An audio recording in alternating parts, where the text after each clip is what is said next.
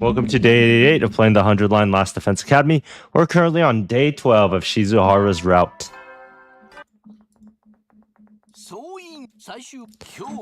There was a lot of dialogue in the previous 2 days as we found out a lot about Shizuhara and her time traveling shenanigans, as in she's over 40 years old, mentally.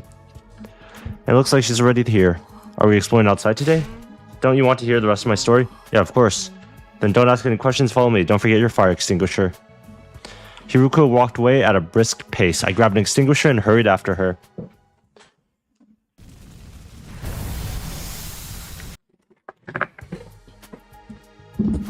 So, where are we going? Why are you always so dense? I know what you want to ask, but we're going to the one place where I could properly explain things. You mean that old lab? Better than giving you a lobotomy. That was a joke. Yeah, I didn't think she was being serious. It's so weird to hear Hiruko joke about anything. Now stop wasting time with your nonsense. Let's get going. Nonsense? I didn't even say anything. But Hiruko was already on the move, far too away to hear any protest in my voice. Sheesh, I muttered my complaints to there instead and followed after her. On the way to the lab, I filled Hiruko in on what happened in the timeline with the zombie outbreak. Like she told me yesterday, she didn't have any memories of the second half of the timeline, or immaculately, anything that happened after she was zombified.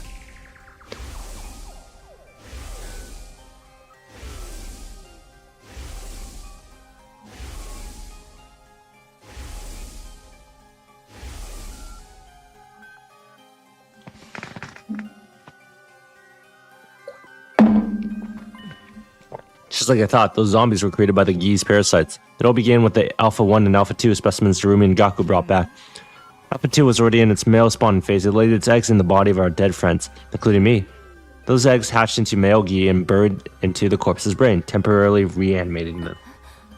That also explains one of the biggest mysteries around here. It does? Which one? You're better off not knowing. But I know you only keep pestering me about it, so I'll tell you later.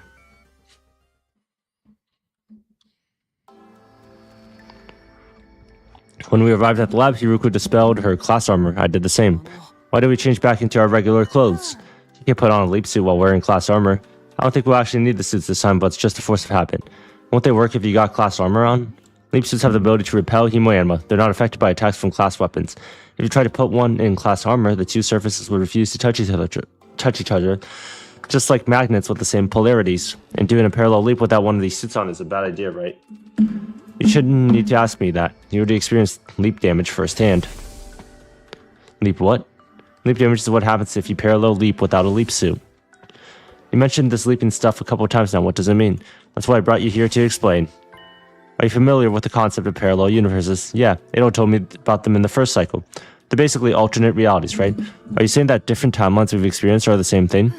Exactly. If it helps, you can think of parallel universes as the worlds of other timelines.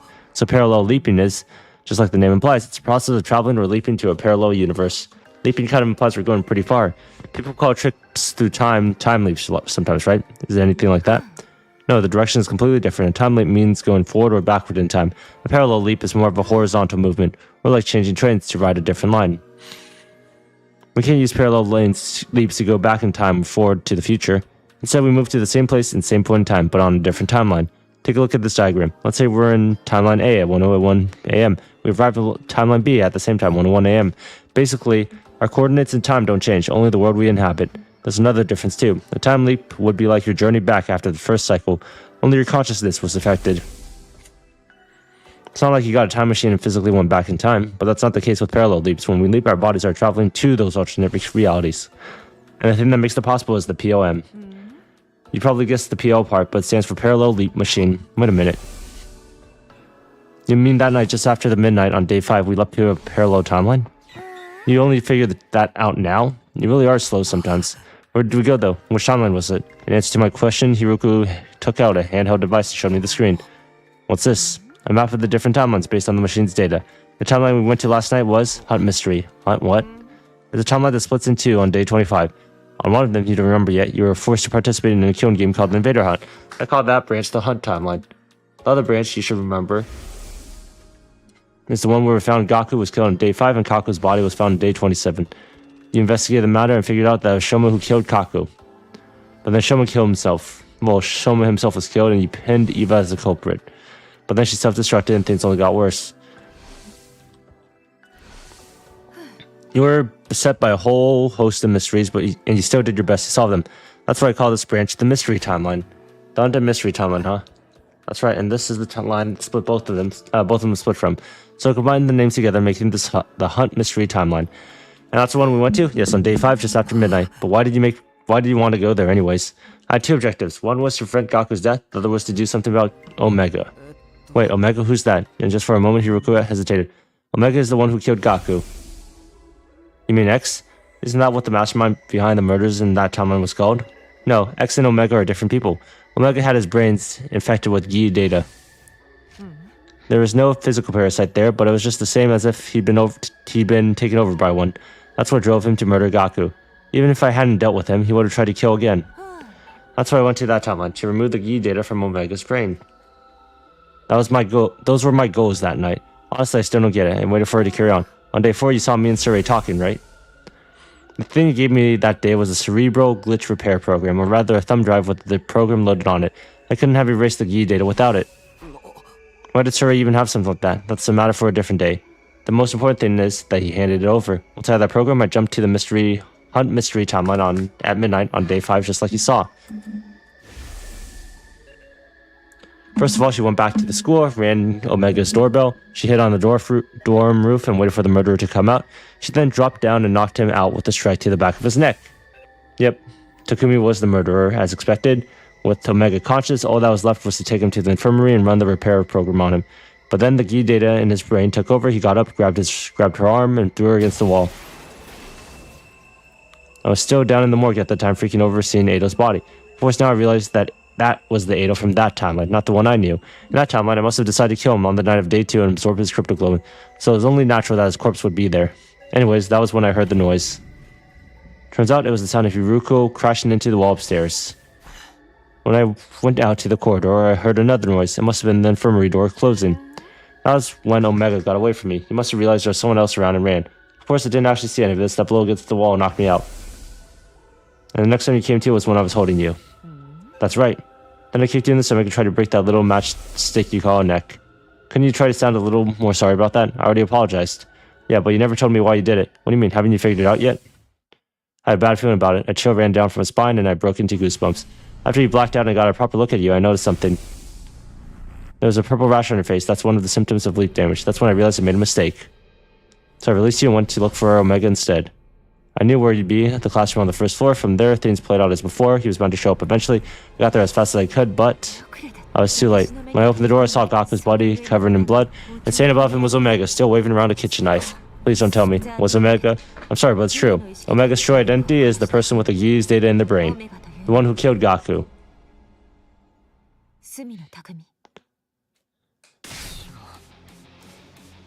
No, it's a lie. I won't believe it. I did it? I killed Gaku? No, it can't be. That can't be true.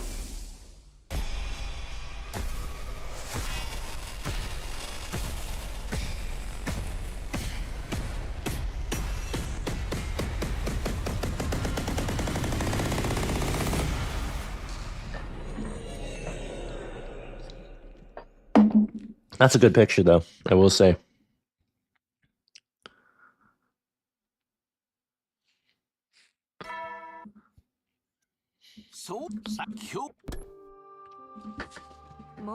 This is the second time you've done this. I'm starting to get tired of it. Did I pass out back in the lab? Yes, and I carried you all the way back here.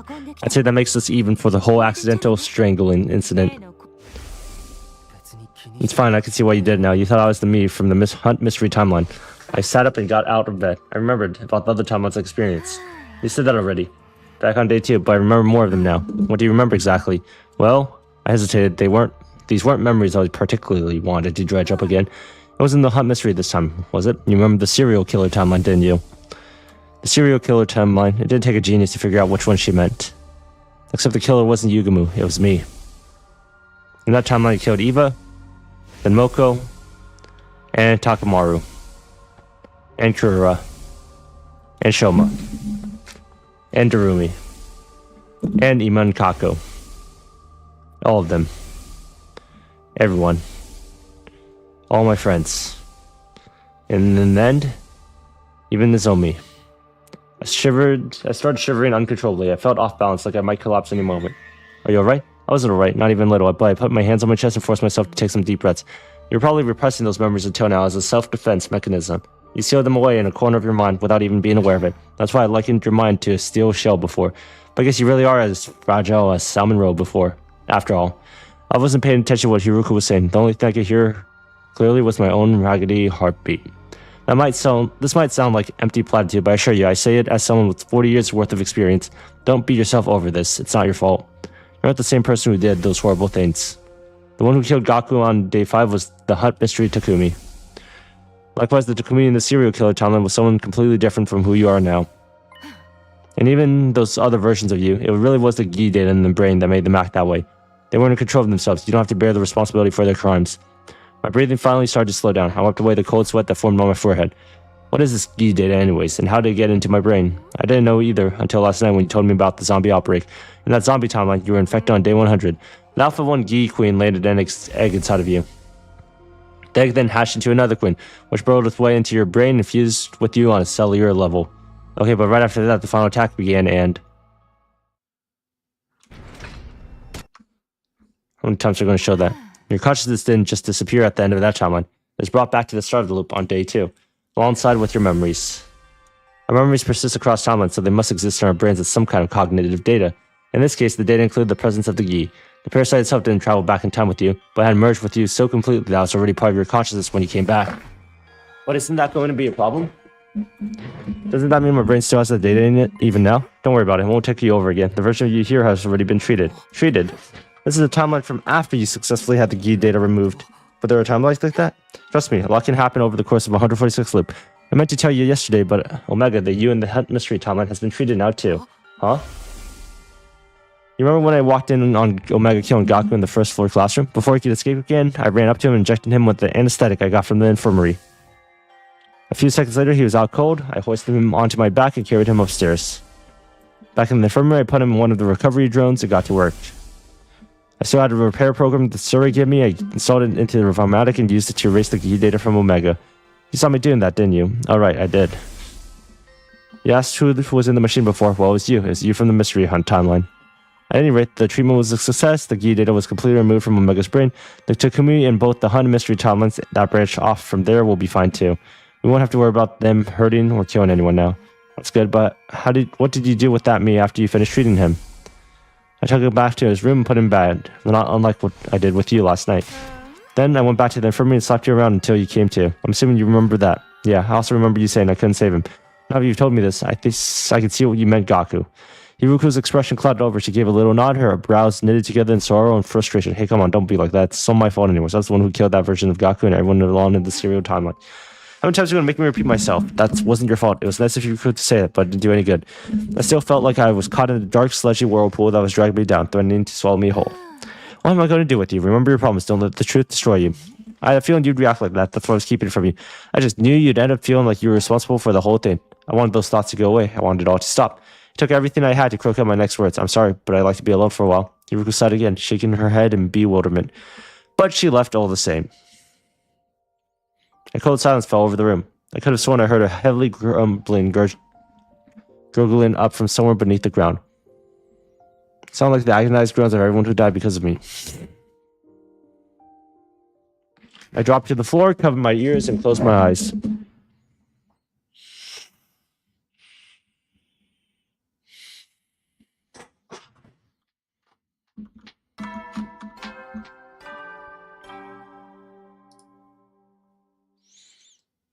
Okay, time to end the stream here.